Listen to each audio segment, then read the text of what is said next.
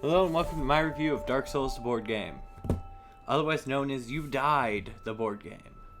Now, even though that might sound like a bad name that I'm giving it, it's actually not. The fact that you die so much and you're so weak compared to the enemies in the game is one of this game's strongest attributes. Now, when you open the box, you'll be met with a sign that just says you died. After that, you'll find a couple of boards. There'll be your adventuring areas.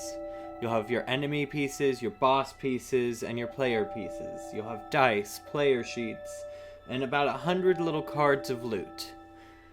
Now, the reason that I wanted to get this game was, of course, the figures.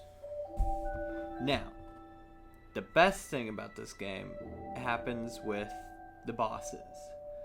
The people who made this somehow translated the elegant and headache-inducing fights you get in the video game to a board game. The enemy encounters, the mini-bosses, the main bosses, the constant trying to get the right loot, you're not the right level, everything is translated perfectly. It's a bit long to get set up, the rules are kind of hard to comprehend, but once you get the hang of it, it just flies by. You'll probably spend 2-3 hours per adventure trying to get to the main boss and kill it.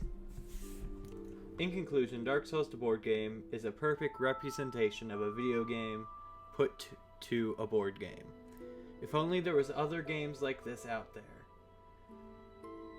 Sadly, this is the only version you can find of You Died the board game, otherwise known as Dark Souls.